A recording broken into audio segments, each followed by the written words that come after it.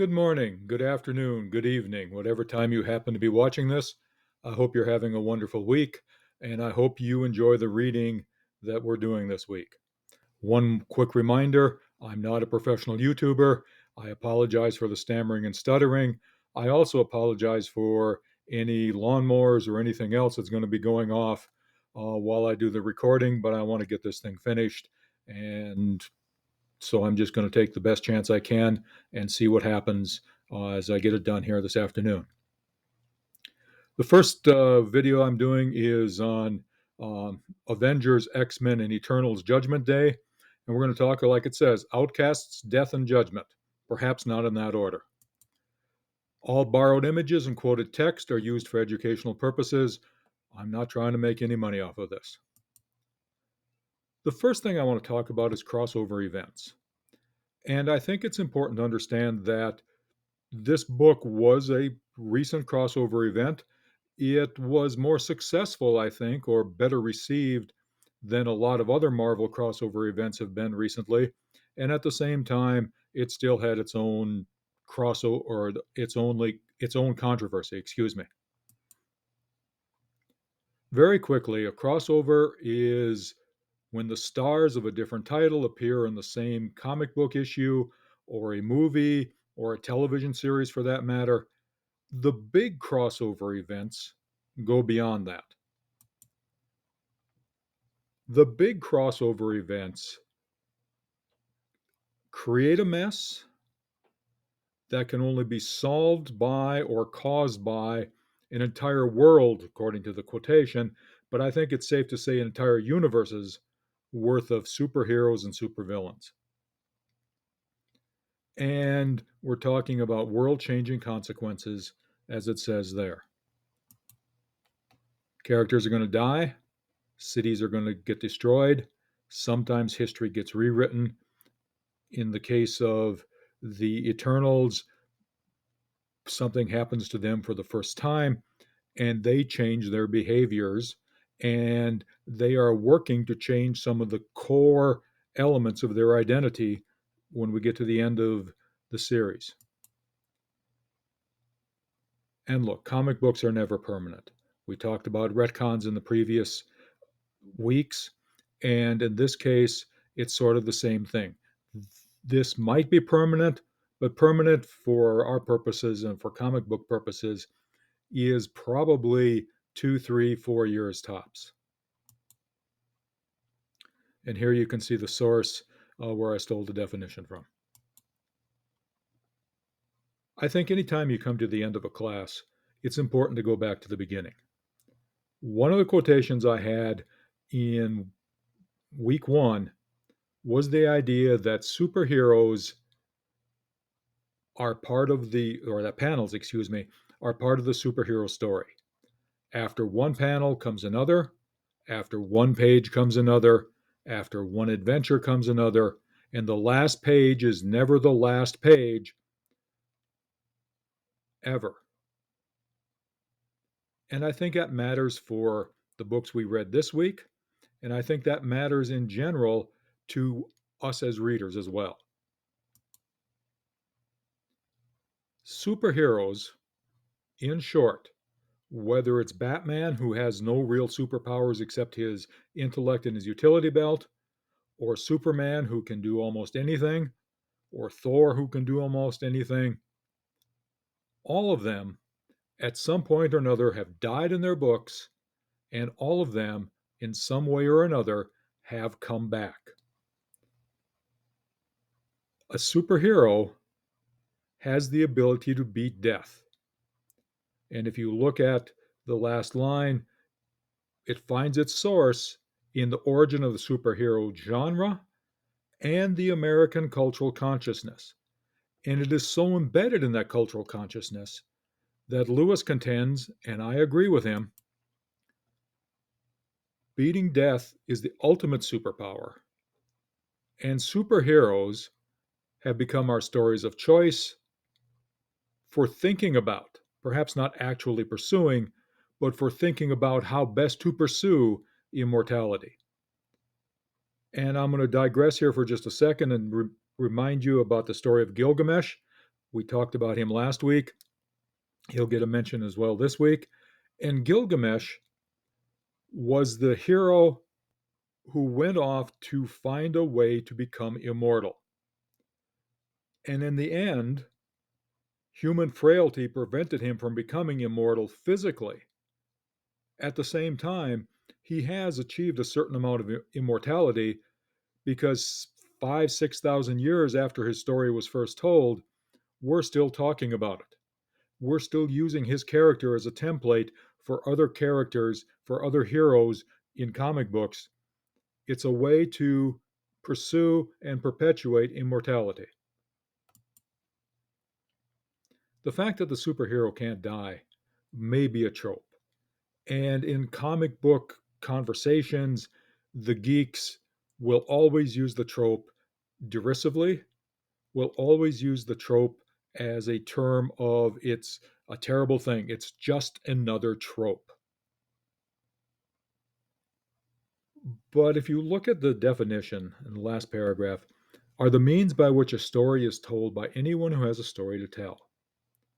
It's a shortcut, and it's a shortcut the audience can reasonably be expected to recognize. The fact of the matter is, it's almost impossible to tell any story without some sort of trope. And that doesn't matter whether it's high literary fiction, or whether it's a comic book, or whether it's something in between. I first came across the idea of how to deal with this and how comic books deal with this in 2010. There was an issue of what was called the Secret Avengers. And in the Secret Avengers, Black Widow confronts a tabloid who published an article saying Captain America is not dead, when at that time in the Marvel Universe, Captain America had died. The contention of the people running the tabloid and the woman that the Black Widow confronts is that superheroes aren't real. They can't be real, and we humans have to play by real people real rules. And real people rules, we age, we die. We are defined by aging and dying. Makes perfect sense. And even that brief little bit of a mention, I think, validates the idea that perhaps comic books go way beyond kid books. Dead means dead for us. We don't get exceptions. That's the rule. That is absolutely the rule. It's appointed unto man once to die. After that, the judgment, according to the Bible. There are certain implications for the rule. And the Black Widow points those out. Number one, you get angry, you live in denial, you feel those stages of grieving. And eventually, those of us who are left, in spite of our sadness, we move on, we get on with our life, and we hope everything gets better. And it is just the implications of this rule, the stages: shock and denial, pain and guilt, anger and bargaining, depression, sort of a turn coming out of that. If you want to tie this to the heroic quest archetype, I think that's absolutely true. You go down to the bottom of depression, and then you start moving your way back up. And then there's reconstruction, then there's acceptance and hope, and moving on. The implications of the rule is that those of us who are still here, those of us who are survivors of death, eventually get to move on. She then asks an important question. Does the unreal apply to us? If it were possible to cross the line, if it were possible to break the rules of life and death, if there was the small chance we could come back, it seems to me that she is asking the right question, or makes the right statement, excuse me. You might stay there. just waiting, just hoping, pretending it didn't happen, and you would never heal. Now, look, the fictional characters, whether they heal in the book or don't heal in the book, whether good things happen to them in the book or bad things happen to them in the book, it doesn't matter because they're not real. But for real people, not being able to heal seems to me to be a major problem. In Judgment Day, we have a situation where the mutants and the Eternals aren't permanently dead. And they have taken the trope and they have completely and totally run with the trope. For the Eternals, every time one of them dies and is resurrected, a human in the Marvel Universe dies. The mutants are using a mutant to create these eggs, and there's something within the island that allows them to resurrect themselves, and they have created these protocols that allow them to determine who comes back and when the person should come back. And in the case that we're dealing with here, the warriors and fighters are prioritized because they're in a battle for their very existence. But there are costs. We are putting the warriors first, we're leaving everybody else till the end. An eternal lives, a human dies. The idea of living forever having costs, the idea of resurrection having costs, I think is a huge factor that this book points out that once again comes in from 2010, but it is a carryover. It's done a different way. I think it's important to look at death and dying. One of your essay options is going to deal with the death and dying as well. Let's make a few connections to last week's book, to this week's books, and just kind of make connections to the real world, if nothing else. First of all, in the Wonder Woman book, we have Ares talking about the world will be ruled by war. War will always exist. War will always be a part of human nature. There will always be war. That's one thing we can always be sure of. We see that again, Ukraine, we see that in Africa, we see that all over the place. There is always a war. There is always a battle someplace. And I think it's something that we all know, but I think it's important ever so often to push it to the forefront of our consciousness that someplace somebody is suffering because war is going on, and they are suffering by decisions made by other people to start a war. They had nothing to do with it. Second, there's the borrowing from myth. If you look at Circe, the name is the same as the woman who turned Odysseus' men to pigs, and her power, matter manipulation, turning a human into a pig, seems to me to be the extreme form of matter manipulation. Star Fox is known as Eros. He's the god of love. In the myths, the god of love shot these arrows that prevented people from having self-control. Eros, in a lot of ways, takes over people's sense of self-control.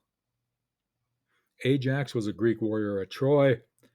I wouldn't put him in the priest category necessarily, but certainly Ajax in the book is dressed as a warrior. Uranus was the sky god in Greek myths.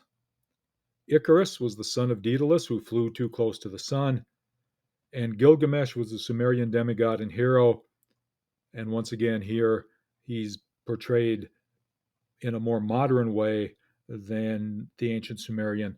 But again, the name and the idea that we have a hero is a big chunk of who the character is. As we connect to myth, I'm reminded of, again, something I talked about last week with myths.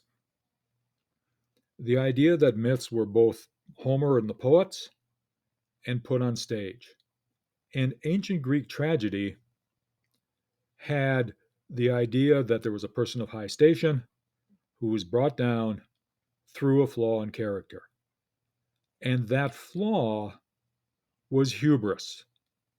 And that flaw was usually defined as believing that I, as a human being, am somehow better than the gods.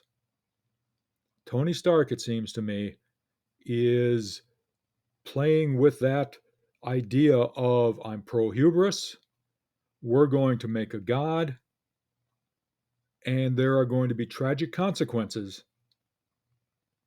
because of this hubris, because of the idea that we can make a god, we can make a better god than the one we have right now. I also want to take a quick look at some illusions. Every time you see the person holding the skull, or at least every time I see a person holding the skull, I'm reminded of Hamlet. I'm reminded of the speech, Alas, poor Yorick, I knew him. That speech here, it strikes me, is what they're going for. We're turning to dust. We're having all of these problems, and we're seeing him holding the skull. We're seeing him in the next panel crush the skull. Everything is going to dust, just like Hamlet talks about in his speech. This illusion where art is trying to get us to think back to Shakespeare, think back to tragedy, I think is an important element. And I probably haven't talked about art as much as I should have as we're running through a 4-week course. Also, in the other book, they use the poem Root Song. Here, they don't use the full poem, but we do have this little line about raging against the dying of the light. The Dylan Thomas poem, Do Not Go Gentle in Thy Good Night. Old age should burn and rave at close of day. And then it talks about wise men, good men, and grave men not going gentle into that good night, raging against the dying of the light. And I think it's important, once you see those lines, to think about the source, to think about the implications of the source. I think comic book authors in general do a really good job of not just putting the line in there. I think they do an excellent job of getting a layer or two deeper than the line and making us think about what are the implications of the line, what were the implications of the line in the poem, and how can we apply those implications to the characters, to the plot details, to whatever it is we have going on in the book. And that can include the art. We also quoted the Bible. Ajax says the scripture is key. Whatever this God is, it will be the Word made flesh. And I don't think there's any doubt that Gillian, the author of this arc, this miniseries, this crossover, the Word became flesh and made his dwelling among us. We have seen his glory, the glory of the one and only Son who came from the Father, full of grace and truth. The irony of the fact that this God was not full of grace, that this God was not full of truth, and that perhaps it wasn't even the Word with the capital W made flesh. Also, we talked about last week the idea of sometimes the myths get inverted. I think once again, we've got the myths, or excuse me, not the myths, we've got the scripture being inverted. I will be a God in their image. Genesis 1:26 through 27. Let us make man in our image, after our likeness. So God created man in his own image. In the image of God created he him. Male and female created he them. I think it's important here. This inversion is key because if it's a God in our image, then all of the flaws are going to be in that God. And if I had a little more time, I would spend some time in this class talking about how myths explain or try to explain how perfect creators can create imperfect beings. And finally, as I continue to commit philosophy without a license, using the terms from last week, retcon. Star Fox talks about the idea of being a hedonist, and he wants us to think about hedonism in a different way. It's about loving life and the fact that humans will survive because we love life. We will survive because we're hedonists. Hedonism, broadly understood, is prioritizing pleasure above pain, avoiding pain, looking for pleasure because pleasure is greater than pain. I don't quite think it's a tool for survival the way Star Fox is talking about it, and maybe I'm reading it far too shallow or in a far too shallow manner. But nonetheless, I think that this is a philosophy retcon or is worth being seen as that. And then finally, I think every week we have somehow seen some argument about what is free will. We've had the Purple Man manipulating people. This week, Zenzi manipulates people in the Black Panther book.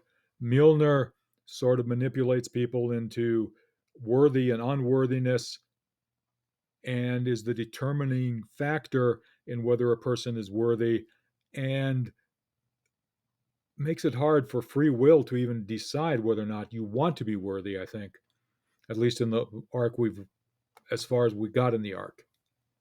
Here we have free will, we have the irony of free will. You get what we want, and a lot of times it's at the exact wrong time. And there's always this argument about what is destiny? And one of the current arguments is genetics destiny? And we have this argument here about perhaps it is, perhaps it isn't. Certainly, to some degree, genetics determine our age, they determine our physical capabilities, they determine a whole lot of stuff about us. They maybe don't determine how well we use the gifts we're given.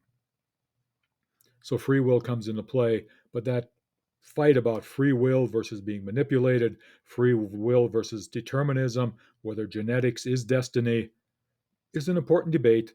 And this book at least lets us think about it, even if it's just briefly, even if we just want to brush it off for a second. But it does at least let us think about it and approach it in a way that I hope is thoughtful. Next, I want to go to the mutants. Right here, I want to talk about the fact that the mutants have had an interesting run. The X-Men in general were not very popular when they first started out. In fact, the book was canceled. It was picked up again in the 70s, and that's when it kind of took off and became the hot property that it is.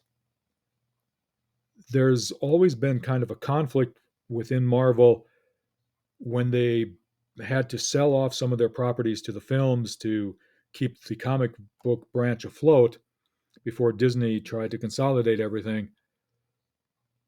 The X-Men, the mutants, were one of the things that they sold off. And because Marvel and Disney could not use them in the movies, they started bringing in the Inhumans or the Eternals as replacements for the X-Men.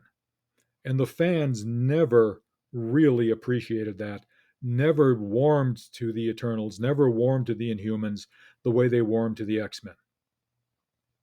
So when we have the mutants and when we have the Eternals in the same book, there's already a fanboy clash about why are we dealing with both.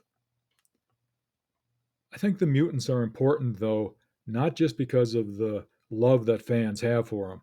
I think the mutants are important because of what Stan Lee said about them. He created the mutants so people could have superpowers that were easier to get. Not everybody's zapped with gamma rays. Not everybody goes up into space to get zapped. Not everybody's bitten by a radioactive spider. Not everybody's a thunder god. But if people are born with the superpowers, that would be great. He put the twist on there by saying that people are going to fear and suspect and hate them because they're different. And in Stan Lee's mind, it's a metaphor for what was happening in the civil rights movement in the 1960s.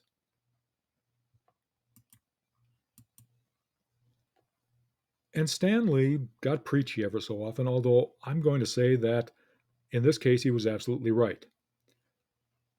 All of his comics in the 60s and 70s, all of Marvel comics had Stan's soapbox.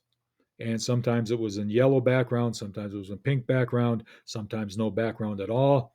And Stan would just rant. Sometimes he would plug a new character, sometimes he would make fun of DC, sometimes he would, just generally get his opinions out.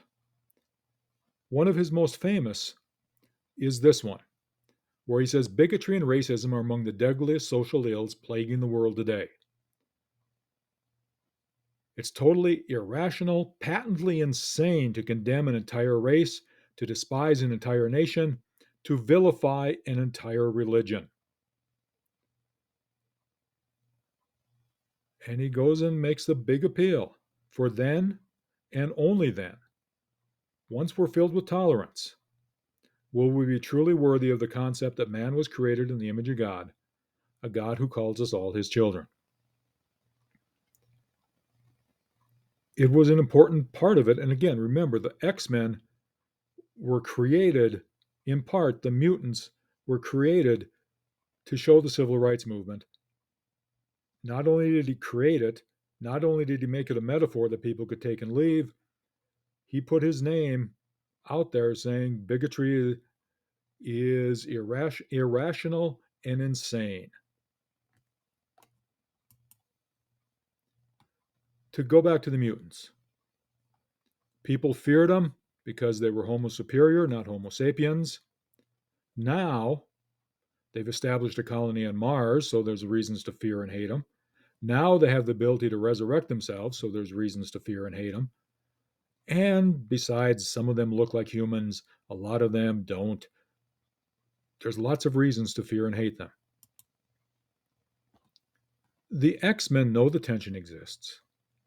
Many X-Men, like Kurt, talk about, exhibit the better angels of their nature. Hello, Captain. I'm saving the world that hates, fears, and now judges me. I think everyone should see you give this false god a piece of your mind. Let's go do it. At the meantime, it wasn't that long ago in this story that somebody said, we're going to get rid of the mutants, and everybody in the world got happy. Everybody in the world was laughing, hugging, kissing, screaming, and shouting. It's kind of a dim view of human nature. But I think it's important to see it the way Stan Lee saw it, and in some ways to wonder, have we truly moved beyond hating people for their religion or their skin color or whatever, or are we just better at hiding it? The book also, I think, allows us to question human nature. If you had 1,000,000 years, you'd never do enough. You'll always think about being better tomorrow, and you'll never realize that tomorrows are going to run out. I hope that's not the case, but in some ways it seems to me that we all seem to procrastinate an awful lot. Also, I think there's this conflict of the worldviews that this book does an excellent job with. Captain America has to believe that the world is fundamentally a good place. A lot of people want to believe that the world's fundamentally a good place. Other people think it's a bad world. But they're comforted by the idea that perhaps it doesn't have to be a bad world. And the fact that it doesn't have to be allows people to get out of bed in the morning. There's two different worldviews. There's that optimism of Captain America. There's the realism that I still got to get out of bed in the morning. It's a bad world, but I can at least imagine for a little bit it doesn't have to be. Those worldviews, I think, are important. And even if I didn't mention this on the last slide where I talk about comments, I think this is an excellent one for you to make some comments on if you want to. And it wouldn't be one of these videos if I didn't talk about my philosophy without a license. The Eternals are a society based on deontology. We're going to use the rules to distinguish right from wrong. Thor's hammer says that whoever carries it is worthy. This celestial god in this miniseries, in this crossover, says that's a rule. And because that's a rule, and because Thor's carrying the hammer, the rule says he's worthy. Last week in your reading, you were supposed to read Professor Reed's Marvel Comics Thor. It wasn't deontology, it was virtue ethics. And that Thor wasn't weighing principles, rights, duties. He was acting on character traits, virtues such as courage, honesty, loyalty, and sacrifice. He was not rule based. And I think it's important to understand that one of the problems with the Celestials, and one of the problems that we have in this book, is the people are following the rules and they're not understanding that sometimes the person reading the rules is the problem. So the question becomes, who's reading the rules? We can have a hard line reading. Any deviation is excessive deviation. Or we can have a more conservative interpretation. The fact that mutants share DNA with deviants is of little matter. And therefore, you're not deviants in any way that counts. Therefore, there are ways that parts of deviation that counts versus any deviation is excessive.